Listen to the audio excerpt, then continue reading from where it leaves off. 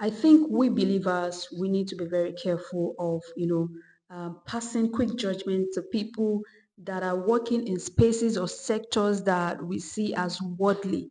And meanwhile, it is God that has actually sent these people into that space, into that sector for the assignments that He has for them.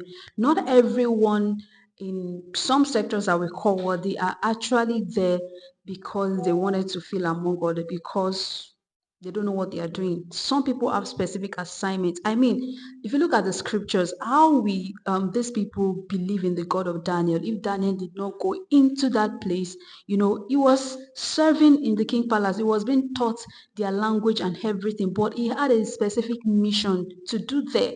I mean, at the end of the day, people come to believe in the God of Daniel, and the decree was sent that everybody must, they must believe in the God of Daniel, because that's the true God, right?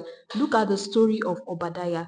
Who would have saved the 100 Jewish prophets if Obadiah was not under, what's it called? Is it Jezebel? What's her name now? Right? If he was not there, the other prophets would have been killed. But Obadiah was there for a specific assignment to protect this prophet. So imagine if he was not there.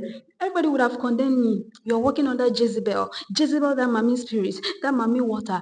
Condemnation, we judge people, but meanwhile, God used Obadiah to save 100 Jewish prophets, right? There are people that God is going to be sending into specific places. While I understand that there are some that are just there, trying to do God, God, God, but meanwhile, they are not for God.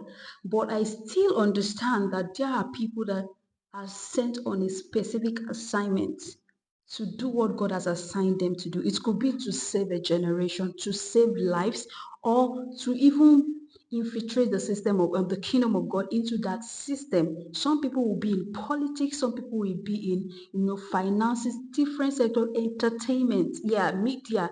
Not everything has to be let's leave it to the world. No, this is the time for believers, creatives to arise and step into what God has for them, irrespective of the industry. There is no worldly industry, or the industry is just for the world. No. How will you infiltrate the kingdom of God if you never step into that industry? I remember a time ago, I got an invitation into an industry. I'm not going to mention it. I got an invitation, and I remember God telling me that I'm sending you there so that you will understand the language of the Chaldeans. That was how God gave me language of the Chaldeans, so that you understand how things are being done there, and so that when it is time for me to, raise you, understand how to infiltrate the system. That was what God told me. I still wrote it down, and that was like I think 2 years ago, right? So there are people that God is going to be raising these days, and you also have to develop that courage to step in. In fact, you need that courage to step into it, not because of what people will say, but because of what God has told you to do. You can't just say that I don't want them to say I'm doing. No, no, this is a battle that has to be fought, and you have to go into that place and do what God asks you to do.